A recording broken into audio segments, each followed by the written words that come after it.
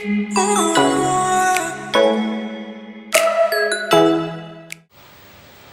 teman-teman, kembali lagi dengan saya Angela Eka Prihatini. Apa kabar semuanya? Semoga bisa dilewati. Seperti biasa, kita cerita kembali mengenai asam lambung dan gangguan kecemasan. Teman-teman, sebelum lanjut ke video, jangan lupa dukung saya ya. Bagi yang belum, tekan tombol subscribe, aktifkan tanda lonceng.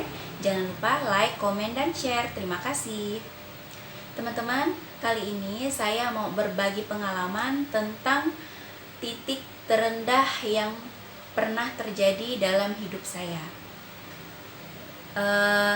Ini bukan bermaksud apa-apa teman-teman, bukan bermaksud saya mau membuka tentang diri saya atau apa ya. Karena ini ada salah satu dari teman-teman itu bertanya ya. Ini sebenarnya pertanyaannya sudah beberapa bulan yang lalu, sudah lama sekali. Tapi saya baru bisa jawab sekarang, baru bisa buat videonya sekarang. Pertanyaannya itu kira-kira seperti ini ya, Kak, apa sih titik terendah yang pernah terjadi dalam hidup kakak gitu ya, kira-kira seperti itu. Saya sudah agak lupa sih kalimatnya yang pastinya ya. Yang pasti apa titik terendah dalam hidup saya, seperti itu teman-teman.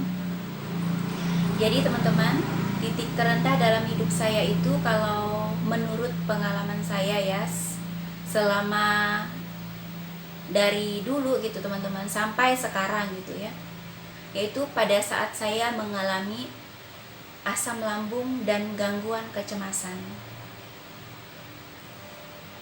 Kenapa bukan hal-hal yang lain gitu teman-teman, padahal sudah banyak sekali kejadian yang mungkin itu kejadian yang sangat membuat saya mungkin terpuruk atau apa gitu teman-teman. Tapi bagi saya titik terendah dalam hidup saya itu pada saat saya mengalami gangguan kecemasan. Teman-teman sendiri tahu kan, kalau sudah yang namanya gangguan berarti kan itu ada hubungannya dengan kesehatan mental gitu teman-teman.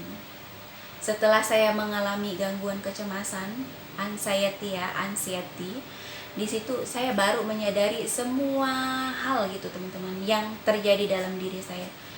Saya baru mengalami seperti pada saat saya mengalami itu saya terpuruk gitu ya teman-teman. Karena di situ kehidupan saya kan jadi berubah gitu teman-teman. Jadi seperti dipenuhi ketakutan, dipenuhi dengan kecemasan, dipenuhi dengan bermacam-macam perasaan yang tidak bisa kita ungkapkan satu persatu, karena itu sangat banyak sekali teman-teman.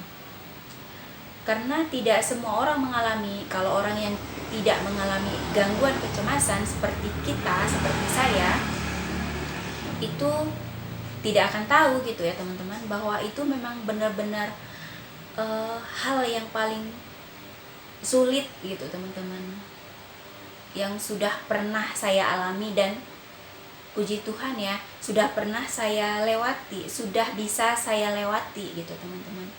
Makanya saya selalu bilang juga ya sama teman-teman ya, kenapa saya menanyakan kabar itu, kemudian saya selalu menegaskan semoga bisa dilewati gitu ya teman-teman. Kata-kata ini juga saya dapatkan dari seseorang yang menurut saya itu adalah seseorang yang bisa memotivasi saya ya teman-teman. Jadi saya mengambil kata-kata beliau ini, jadi menurut saya itu benar teman-teman, semoga bisa dilewati gitu ya setiap hal gitu teman-teman. Karena terkadang gini, kalau misalnya kita sedang mengalami gangguan kecemasan ataupun kita mengalami hal yang tersulit dalam hidup kita, kita itu pasti di awal, misalnya kita dihadapkan nih dengan persoalan ini, dengan kesehatan kita ini teman-teman, dengan gangguan kecemasan kita gitu ya, rasanya itu sulit sekali teman-teman. Tapi itu memang harus kita lewati proses itu. Jadi kalau kita di awal itu memang kita merasa berat, kita tidak mampu rasanya mau melewatinya gitu teman-teman, tapi ternyata kita bisa. Jadi setiap hal yang akan kita lalui, yang memang sudah ada di depan mata kita, baik itu hal buruk ataupun hal baik. Semoga selalu bisa kita lewati teman-teman, kita lewati dengan baik gitu ya, dengan akhirnya itu positif gitu teman-teman. Karena bagaimanapun itu pasti akan dilewati gitu teman-teman. Jadi semoga apapun yang kita alami, yang terjadi dalam hidup kita itu, semoga bisa kita lewati dengan baik gitu ya teman-teman. Jadi itulah titik terendah dalam hidup saya ya. Meskipun dari sekian banyak hal yang terjadi dalam hidup saya, memang itu titik terendah dalam hidup saya. Karena dalam saya mengalami gangguan kecemasan itu teman-teman, waktu yang masih parah dulu ya, saya merasa itu teman-teman, karena setiap hari pikiran saya itu kan takut akan kematian ya. Jadi takut dan takut ya, panik, cemas, pokoknya semua perasaan itu bercampur aduk setiap hari. Jadi saya itu tidak merasakan kebahagiaan sama sekali. Yang ada itu ketakutan, kecemasan yang berlebihan, dan gangguan-gangguan yang lain gitu teman-teman. Jadi itulah titik terendah dalam hidup saya.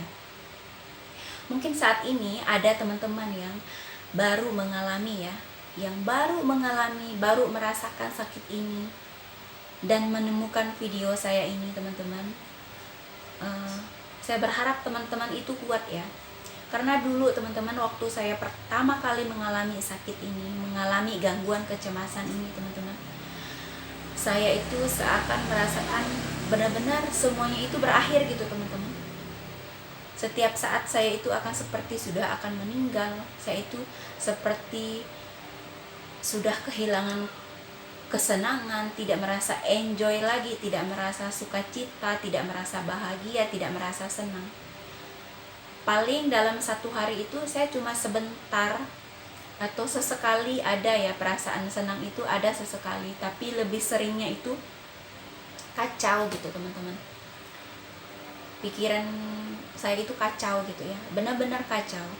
Belum lagi kita itu sebagai, kalau saya ya sebagai seorang ibu rumah tangga, dulu juga saya itu bekerja gitu ya teman-teman, pada saat saya sedang mengalami sakit itu. Kemudian saya kan seorang istri gitu teman-teman, saya punya keluarga gitu ya. Tidak mungkin semua proses kehidupan itu berhenti begitu saja gitu teman-teman. Sementara kita itu masih hidup. Tidak mungkin kita harus membuat semua orang di sekitar kita itu mengerti, memahami apa yang maunya kita, kemudian apa yang harusnya mereka lakukan sama kita gitu teman-teman. Tidak mungkin semua orang itu bisa memahami kita gitu teman-teman. Jadi pada saat itu saya merasakan seperti itu, tidak ada yang memahami, kacau pokoknya, maunya dipahami gitu teman-teman. Kalau sedang kacau rasanya itu tidak mampu untuk melaksanakan pekerjaan apapun, baik di rumah, baik di tempat kerja gitu teman-teman. Kacau pokoknya ya. Jadi kalau teman-teman yang saat ini mungkin sudah mulai dalam tahap pemulihan, atau ada yang baru, atau mungkin ada yang sudah sembuh, yang pasti semangat terus teman-teman, semangat ya. Karena setiap orang itu pasti punya titik terendah dalam hidup ya. Baik itu status kita sebagai ibu rumah tangga, kepala keluarga, ataupun profesi kita sebagai pengajar atau pendidik gitu ya, ataupun sebagai apapun, mungkin ada yang mahasiswa atau apapun teman-teman. Kita itu tidak bisa langsung, pada saat kita mengalami sakit itu, tidak mungkin kita bisa menghentikan semua proses kehidupan itu gitu ya. Karena itu akan terus berjalan gitu teman-teman. Jadi kita harus kuat. Tidak mungkin kita berhenti, tidak mungkin kita menyerah untuk melewatinya gitu teman-teman. Saya paham ya, ada banyak sekali dari teman-teman yang bertanya di kolom komentar. Mereka itu seperti mengungkapkan gitu, apalagi yang mungkin yang ibu rumah tangga sih biasanya ya, tidak menutup kemungkinan juga, baik itu yang kepala keluarga ataupun siapapun itu, pelajar atau mahasiswa apapun kalian ya teman-teman, seperti mengungkapkan kekacauan yang terjadi saat itu. Makanya kalau misalnya saya bisa membalas, meskipun misalnya teman-teman itu bertanya malam hari, Kalau misalnya saya bisa membalas pada saat itu juga saya balas, kalau memang saya bisa ya teman-teman. Pas saya online misalnya ya, ada pertanyaan langsung, pasti langsung saya balas. Apalagi itu pertanyaan itu seperti memang mengungkapkan isi hati kalian, kekacauan atau kecemasan apapun itu yang kalian rasakan. Jadi saya itu sangat merasakan juga teman-teman. Saya sangat bersimpati, berempati ya, karena saya pernah di titik itu. Tapi kalau kalian yang saat ini mengalami, kalian jangan merasa sendiri teman-teman, karena ada banyak juga orang yang mengalami dan ada yang bisa keluar dari sakit ini gitu teman-teman. Mungkin kalau orang bilang kesehatan mental gitu ya.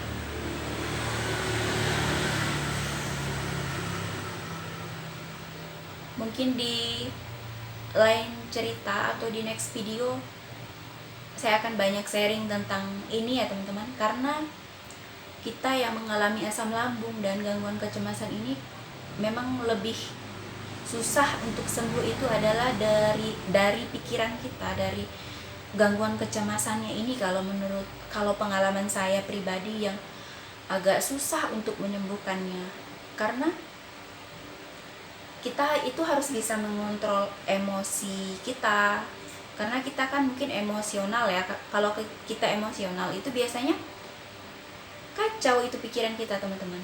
Asam lambung kita juga bisa naik karena kita kan stres kalau kita terlalu emosional gitu ya. Misalnya marah-marah, atau cepat tersinggung, atau kurang percaya diri gitu teman-teman, atau banyak sekali pokoknya teman-teman ya, banyak sekali ya. Saya berharap apa yang saya bagikan ini teman-teman itu bisa memahami dengan baik ya. Teman-teman bisa menyerap hal-hal yang baik setiap apapun yang saya ucapkan ya teman-teman. Semoga bermanfaat. Saya berharap ada banyak orang juga bisa disembuhkan gitu teman-teman. Kalaupun tidak disembuhkan dalam waktu yang cepat, mungkin butuh proses gitu ya, karena setiap orang kan berbeda-beda, termaksud saya. Semoga kita semua diberi kesehatan yang baik gitu ya teman-teman. Semoga teman-teman itu tidak hilang semangatnya ya, terus berjuang untuk sembuh dari detik ke detik, menit ke menit, dari hari ke hari teman-teman. Karena itu memang butuh perjuangan yang sangat ekstra. Mungkin kita mengharapkan dukungan dari keluarga, dari lingkungan kita, tapi kalau memang itu tidak mendukung, dari lingkungan kita tidak mendukung misalnya, kita jangan terlalu berharap, kita jangan terlalu mengharapkan gitu teman-teman. Sebenarnya aku nih bisa sembuh misalnya ya, kita berpikir dalam hati, kalau misalnya di lingkunganku ini mendukung untuk proses penyembuhanku, mungkin iya teman-teman, itu adalah salah satu faktor kita bisa sembuh gitu ya. Tapi kalau memang lingkungan kita tidak mendukung, ya kita sendiri, dalam hati kita sendiri. Kalau kita sedih, kita sendiri yang menciptakan kebahagiaan itu, meskipun itu sulit teman-teman. Saya tahu itu ya, tidak semudah kita berbicara gitu ya teman-teman. Karena saya berani berbicara seperti ini, berbagi pengalaman, karena saya itu sudah merasakan semuanya teman-teman.